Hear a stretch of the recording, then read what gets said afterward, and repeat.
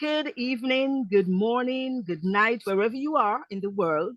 And welcome to the garden. Welcome to Garden Conversations with Rose. For those of you who have never been on this site or never been on this page, I am Rosamond, known in this forum as Queen Rose.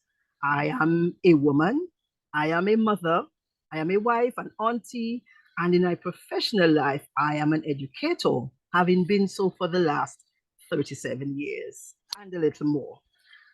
For the last 2 years and 7 months, I have been in this space in order to encourage others as a motivator using my poetry, and within the last year or so, adding the interview segment. So normally in the month of March, as we started last year, we have been focusing on women. This year, for this time, I am very, very pleased to have with us one more time a very powerful woman. This is a Nature Island woman like myself. She is a woman and a very strong one at that. She is a mother. She is a licensed psychologist, hypnotherapist, counselor, teacher, motivator, in the Atlanta area in the United States. She's also an author. And of course, she's the founder of the Trauma Transformers group and podcast on Facebook and YouTube. Dr. Chiffy, Dr. Margaret Wallace, is also my cousin. We share the same grandparents, and our mothers were sisters. And you'll get to understand what I mean when I say we're sisters. Dr. Margaret Wallace, I am super excited. I am very pleased that you have one more time consented to be with me in the garden to share with all of us. And of course, those of us in Trauma Transformers, those of us in SSS, and all the other affiliate groups, welcome. And I know that there will be something great for you as you engage with us and as you listen. Welcome, Dr. Wallace. Welcome. Thank you so much for the invitation again. I'm happy to sit with you and have another conversation. Definitely, definitely. And I was just saying earlier on to you that one of these days I will be brave and do a live. Because you have been one of my mentors as I am in this forum. I had never thought, never imagined, being a very shy girl, a very shy person, that I would be doing this sort of thing. But here I am, and I know it will only get better. Absolutely. Right. So, Dr. Wallace, as I had said earlier, in the month of March, we usually focus on women. So this year we have been focusing on women, we women, telling our stories, those times when we were at a low place in our lives and we were out of everything, we were out of sorts, we felt unproductive, we felt in a state of despair. But being the resilient persons that we are, we always conquer. And some of us would have told ourselves in those circumstances that we weren't going back there. So that's our focus. So, Dr. Triffy, I'm going to jump right into it and ask you right away, in your professional capacity as a psychologist, a counselor, hypnotherapist, where have you noted that women in particular, I know it happens to both men and women, but where in particular have you noticed that we women, what sort of situations, whether those were thrust upon us or whether we brought them into our lives, what are those situations that would have caused us to feel so lacking in self-worth, so lacking in self-esteem, where we felt we were unproductive or even ineffective? What have you noticed? Just tell us, please.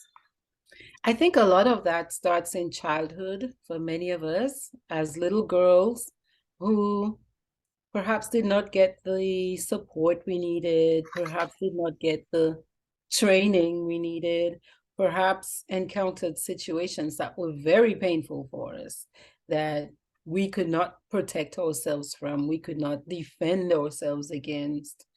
And when you have that kind of rooting, that can, again, sometimes be disrupted by trauma, by family problems, sometimes even by physical problems, where some of us end up in the hospital very young, or we have medical problems that can very negatively impact our sense of self from the get-go, our identity, our self-esteem, how we think about ourselves, how we see ourselves in the world. Do we even think we're worthy? Do we think we're good enough? Do we think we are capable? Do we think we have the skills to survive and succeed in life? I think as we get older and we start hitting the age where we have to relate romantically, that can be a very, very destabilizer for many women, because by that point, you're not just having to worry about yourself, you're also thinking about how to manage with another human being in a very close relationship. And particularly because the way many of us are raised, we're raised sort of like to expect the second fiddle position in relationships. Mm. Yes. So Mhm. that can be very destabilizing. If you were blessed and lucky, or maybe you did a good job of vetting your partner, you can be spared. Or if you Mhm. learn real good communication skills, or you do the work to recover from your childhood, we could have better outcomes. But I think a lot of us women suffer in relationships, especially because a lot of the childhood traumas, they show up again for us in those romantic relationships. Yeah. So I'm hearing that this thing doesn't just start one time. It's after a series of events, and very often, more often than not, it starts in childhood. Mhm. And if we don't have the skills, we will be in dire straits. So I'm Absolutely. yes, so I'm hearing there that therefore we need to have the tools by which we can overcome. Yes, yes. Mhm. I think the adult must rescue the child in Ah, us yes, and reteach, sometimes reparent yes. the child in us. By the time we become adults, some of us have lost our parents. Some of Mhm, us were raised with parents who didn't know better and mhm, who didn't learn better, even as mhm, they got older, who might not even be willing to listen to our stories when we start sharing our experiences of childhood and where we might think they could have done different. mhm. And so that can be very painful for a lot of people. And so sometimes when you cannot get, quote unquote, the closure you're looking for Right. from a parent, you have to do that work. Work yourself. Okay. Yes. And some of us, as you said, have been fortunate in being able to do the work for ourselves. But I want to suggest that a large number of women are rather stuck in a rut. I They agree. aren't able to negotiate. I All of agree. us have our stories because I have my stories too, when I believe that there were things that I had accepted that I shouldn't have. Yes. I And agree. I think it was partly due to how I was raised, as you said, maybe what I would have seen in the home, because as I would have Mhm. said publicly on my page, my dad was an abuser, a perpetrator of violence. Mhm. And I saw that Mhm. many times. I was also told in many instances that I was soft. I know that I'm an introverted person. I've always been, I'm not rambunctious, but I Mhm. think all of those things would have played a role in how I myself would have Played a role. interacted. Yes. Yes, they would have played a role. Yeah. Absolutely, they do, because a child comes into the world tabula rasa, meaning Yes. clean Empty slate. slate. Yes. Yes.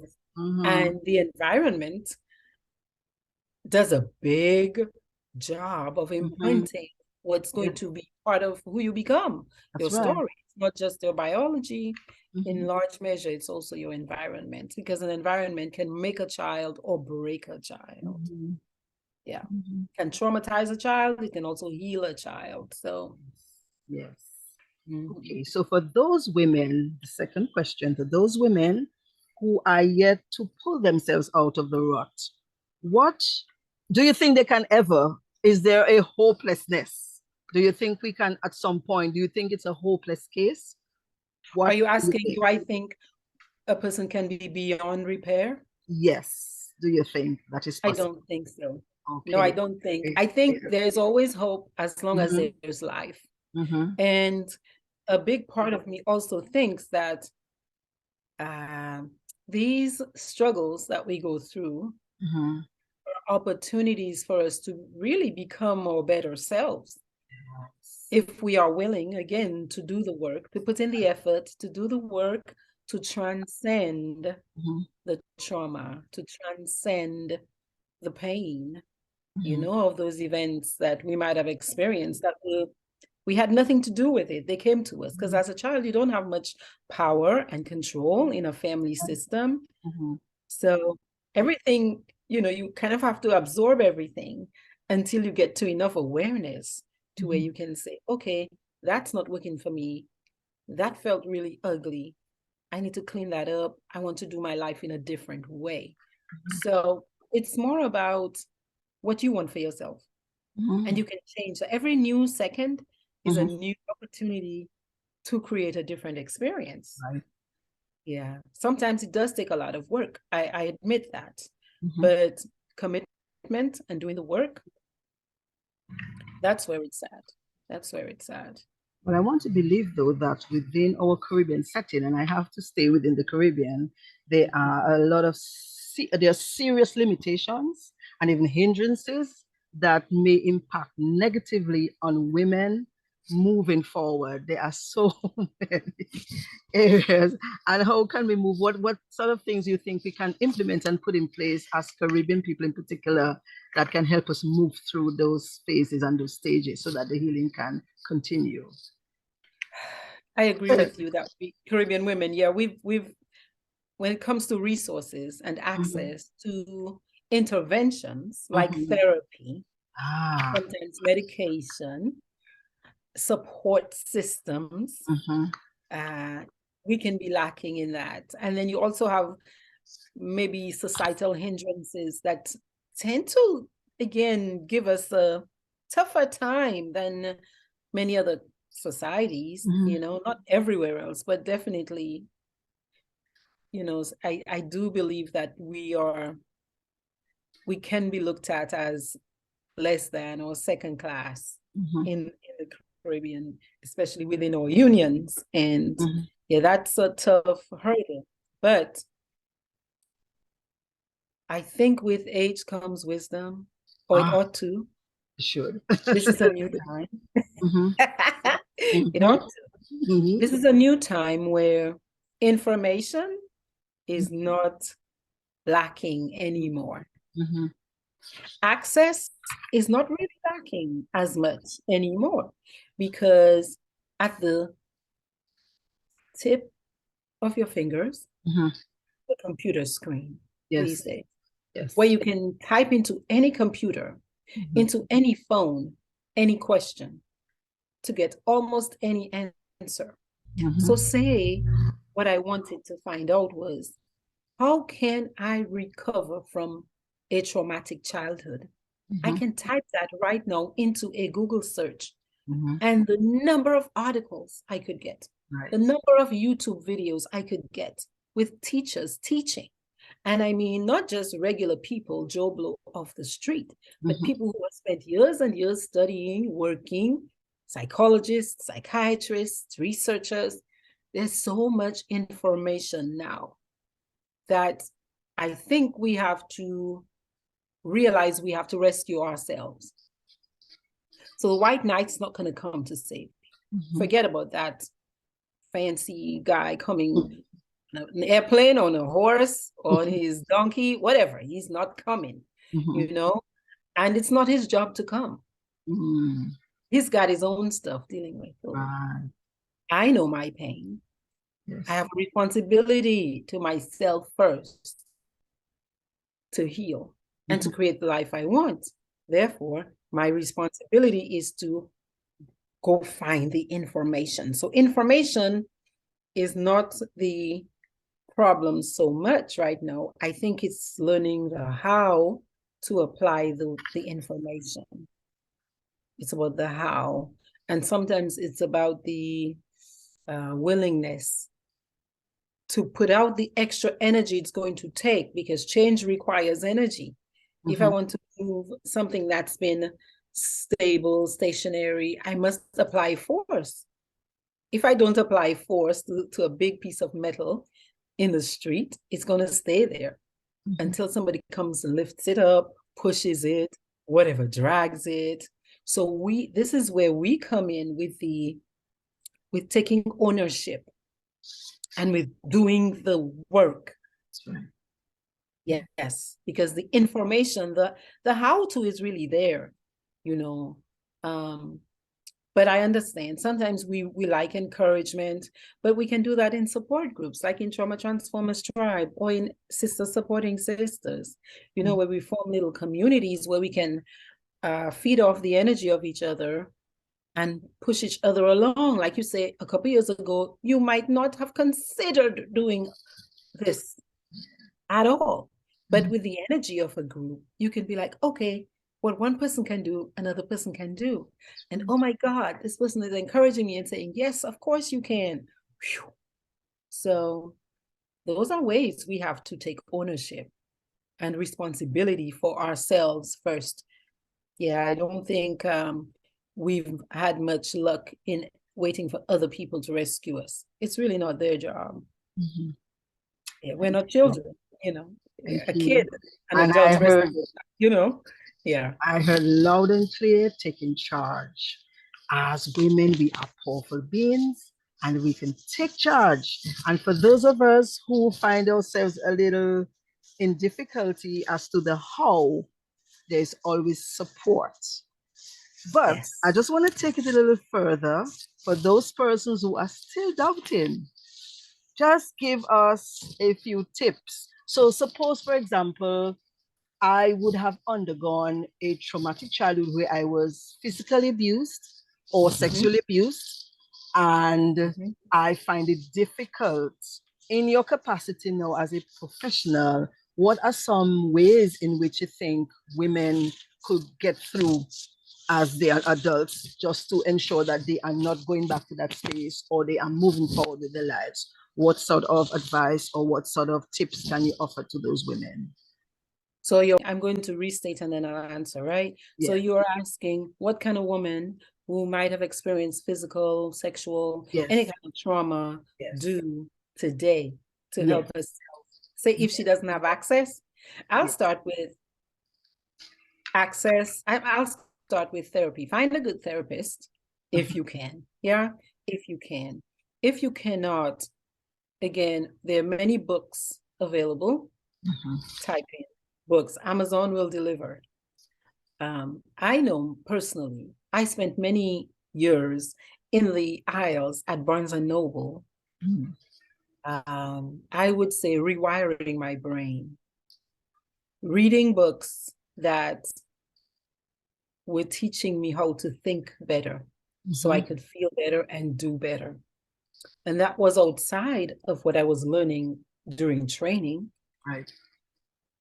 Completely outside of that, I would spend hours and hours and hours at Barnes and Noble in the self-help aisle, reading books from people who had done the research and done the work.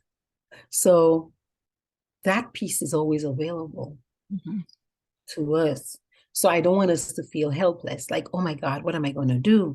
These days, there are also audible books. You just, while you're driving, you're listening and you're taking in information. One thing I used to struggle with as a woman who grew up in the Caribbean, who is number 9 out of 10, who learned to always obey your elders. And number 9 too. Also number 9. Yes, where everybody else older than you was correct. And I learned to be an introverted little girl. I was very uncomfortable asking for what I needed. Very uncomfortable telling people they had hurt my feelings. And so I would be hurt, uncomfortable, and I'd just swallow it. And I'd be very, I'd just retreat into myself. And the way I dealt with it is like shut down and I would cut people off. Until I learned communication skills. Until I started focusing intentionally on how can I communicate my wishes, my thoughts, my feelings in a way where I don't come off as aggressive, but that I am assertive and I can take care of myself as an adult. Yes. Yes. And so I had to go looking and reading books, reading books. I didn't do it with a therapist. That I didn't do with a therapist. That I did with listening to people teach about it and reading many books on the subject. And so now, although sometimes I still feel uncomfortable in my body, I've learned to feel uncomfortable, but to take an action that's in my best interest anyway. And that action might be to, maybe terminate a relationship. So stop my interaction with a stimulus that's causing me pain.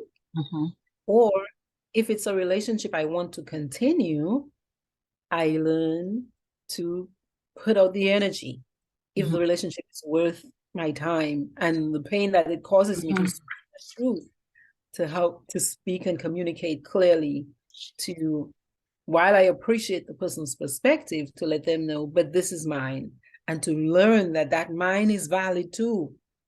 As much as theirs is valid, their perspective and their point of view, mine is valid too.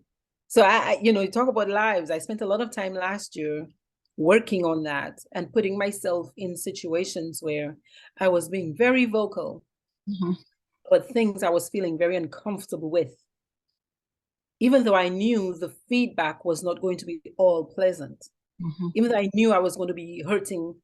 Well, I wasn't going to be hurting their feelings, but many people were going to be irritated with me because I was saying things.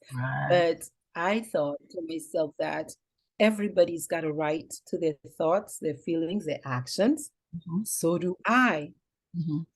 So do I. And if something is important enough to you, you've got to be willing to have people disagree, and you've got to be willing to feel their blowback.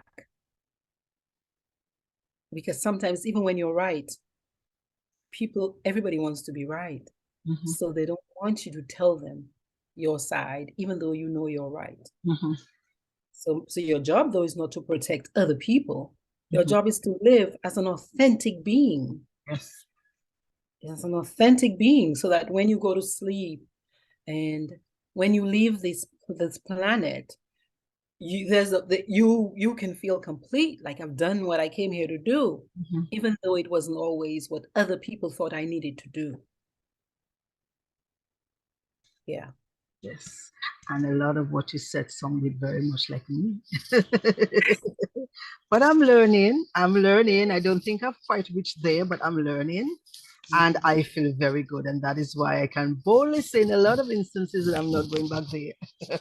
So I did hear you say we take charge, we assert ourselves, we find the help, because it's all about us improving ourselves. So whether it is in the form of therapy, whether it be by audio books or even the literal reading of the book, we get it done.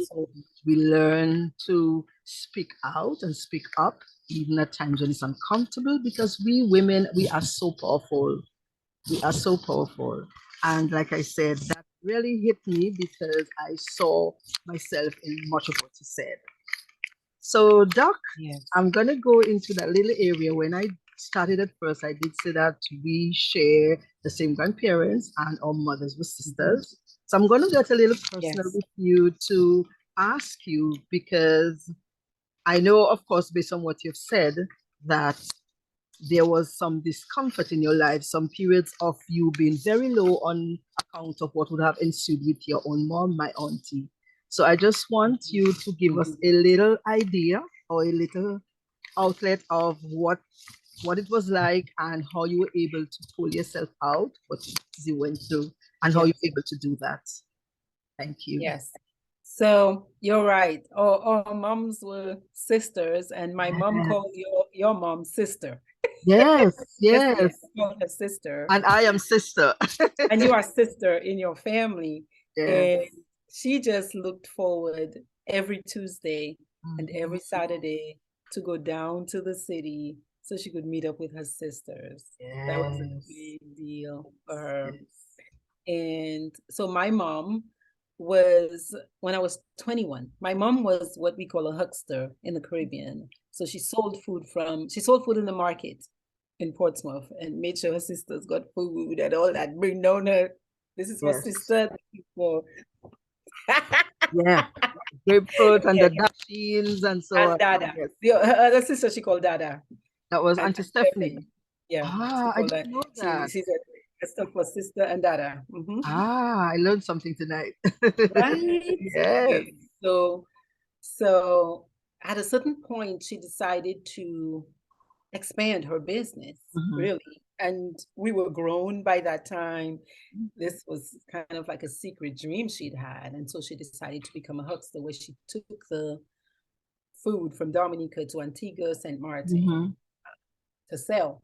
And one day, unfortunately, very unfortunately, the boat she was traveling on sank and her Ah. body was never recovered. She along with several other people, several other hucksters, and a couple other people on the boat. So at the time, I was a teacher in Portsmouth in Dominica, and that is the closest to hell. I think I remember, if there's a definition of hell, like closest to just darkness, like life, all the lights of life going out, because she was such a bright light and she was the sweetest mom. And yeah, that hurt like hell.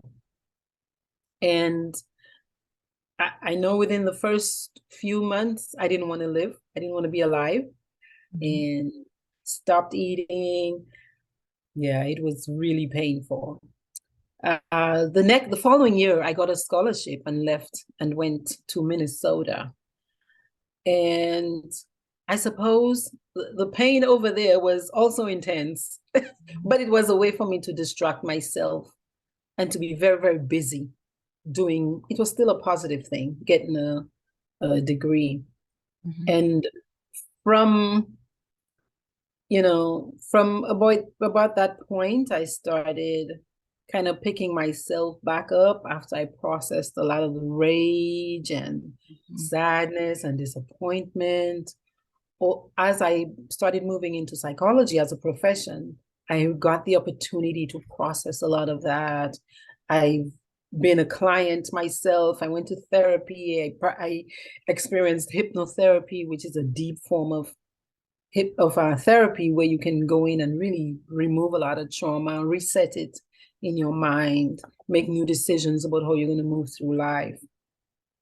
And it's after doing a lot of these activities that I started coming to terms really with that kind of trauma. So you call that kind of trauma it's complicated grief because there's no body to bury, and so you have this really vague sense of loss that hangs with you for a long time.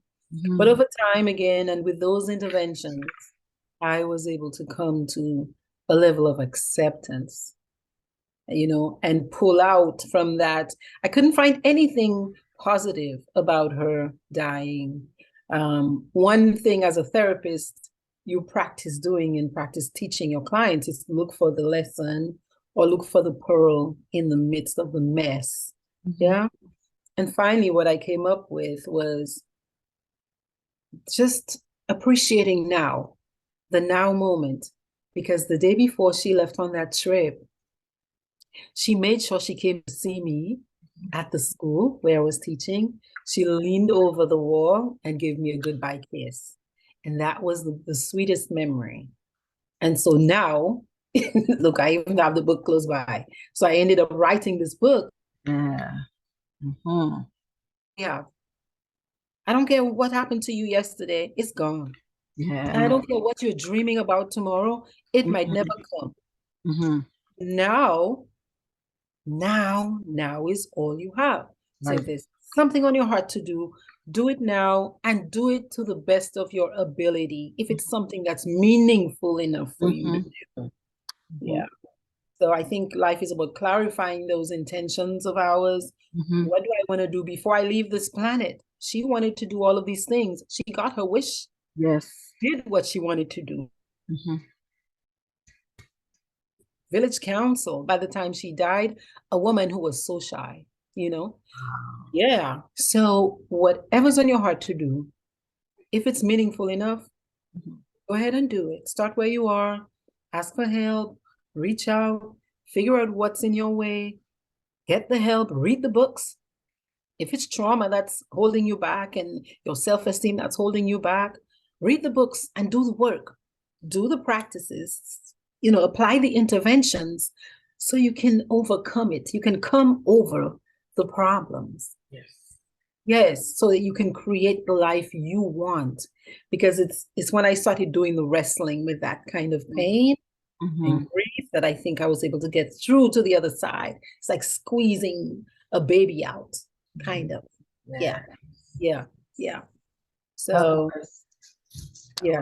powerful. That was powerful, Doc. And I'm glad you were able to get through, because having gone through, you are here with us and you have influenced so many lives. You are still doing that. You have influenced my life. And I want to say thank you very much for being that mentor. You may not see it that way, but you have been. Thank you for what you are doing in the podcast and also for being in this space with me. So this night was a very short night, but it was very well intended. And everything that we did tonight, I'm sure it has hit someone's nerve. It has touched someone's life. It is going to reach where it's supposed to reach. So, Doc, Absolutely. cuz Yes, cuz another time, thank you. Thank you so much for you're very joining me in welcome. the garden. You're very welcome. Thank you. And have a blessed evening. Thank you. You do the same. Yes. Thank you very You're much. welcome. I You're appreciate it. You're welcome. Thank you, dear. Okay. Bye.